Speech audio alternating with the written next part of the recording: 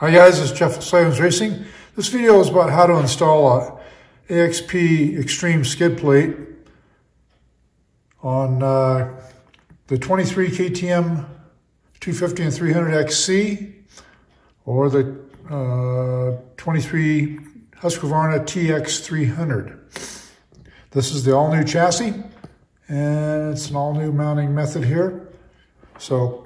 But it's very easy. This skid plate is super easy to install, and it gives excellent protection. It's just an excellent product. So, all right, so there is some assembly required. Right, these pieces are not installed when you get it. So there's a bag of hardware and these mounts. So this is the rear frame mount that hooks onto the back cross member there. And there's just 4 bolts to put that in. It's just the countersunk ones. All right, and then this piece has to be installed on it as well. And you can put that, this is goes right here. And it's back here for this linkage protector, and it just makes it double thick. So it's 18 millimeters thick with these, 16 millimeters thick. When you have these two on there together, you can run it or not. I recommend that you do because it gives that linkage a lot more protection. And I think it's a little bit easier to install this after the main skid plate is on. It just makes it's actually easier to install this piece onto the main skid plate right here, but it's easier to get the skid plate on the bike if this is not on there in the beginning. Now after the skid plate's been used a little bit, well, this back tab kind of bends down a little bit, and it makes it really easy to take the skid plate on and off. And just an FYI, guys, this skid plate only requires 2 bolts to take off. It's the 2 holes right there, on the left and the right there.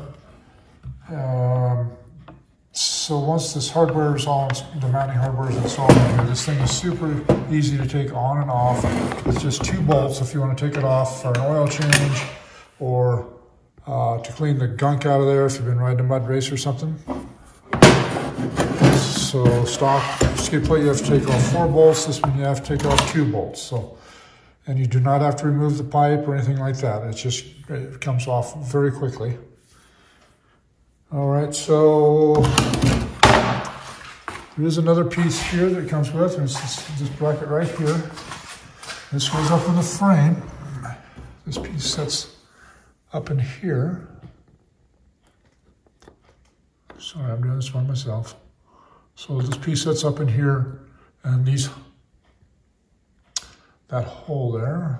Let's see if I can get the camera to focus on that. Yeah, that hole is the bolts go through these side holes here in the frame, attach into this. And this is all in the instructions that come with it. There's pictures and everything. What they don't show you in the instructions is you can see that this left wing piece right here is taller than this one. Well, this goes on, just say the clutch side of the bike, the right side as you're sitting on the bike. So the shorter one goes in there. You can't get it in there wrong. It also comes with these little metal clip nuts that you have to slide in there. And that's how this skid plate attaches. It's through there.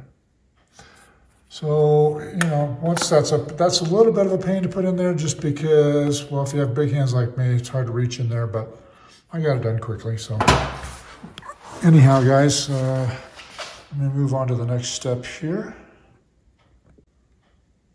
All right, now I've got that piece, that bracket mounted up in there. It's just these 2 bolts, one here and one on the other side. Took me about a minute to put it in there. And then that just stays in there. Anytime you take the skid plate off, that piece stays intact because the skid plate mounts right here and on this back hook. All right, so I should back up just a little bit here. I don't have the stock skid plate here anymore. I gave it to somebody so they wanted to make a mold out of it. Anyhow, so the stock skid plate mounts right there and right here. And the stock skid plate, there's a hole in the skid plate where you can reach through there with a T-handle or a T30 Torx. remove those. It comes off very quickly. All right, guys, so now this is ready to be mounted on. Okay, so this back frame mount goes on this cross member up in here. And this is the reason why I leave this piece off on the first installation of this. After that, this back tab kind of gets bent down a little bit and it makes it easier to take it on and off. It's the first time, if you have that extra thickness, it makes it a little bit harder to install. It's still very doable, but for this video I left it off. All right, so I'm just gonna push up right here. Bam. That was hard. Not. Anyhow, after that, you gotta find the mounting hardware. But up here, you put these little spacers in the skid plate, in the holes, and the bolts. So there's 2 spacers, and then there's 2 bolts, and bam, you're done. That's all there is to it. So anytime you want to take it off to clean under there, or whatever you want, whatever reason you have for taking it off, you know, it's very easy. It just comes right off like that. Goes right back on like that. And it doesn't get any easier than that, guys. Just 2 bolts, wham bam, thank you ma'am, it's all done. So you can see this gives much better protection here than the stock skid. It's much thicker, and then you've got the linkage protection as well. It's an excellent product. I've been using these for many, many years, and they hold up well. If you ever have a problem, we'll take care of it, but problems have been few and far between. All right, guys, I hope that helps you out on the mounting for your 23300XC or TX. They're excellent bikes, but you need some protection on them. And please like us on Facebook and Instagram, and subscribe to us on YouTube. It helps us out a lot. We try to help you with these videos, and appreciate you helping us a little bit. Please give us a shout out on social media whenever you get a chance. And throw us a bone once in a while. If you ever need any technical questions answered or something, just give us a call. My staff is very good. And we do answer the phone all day, every day, Monday through Friday.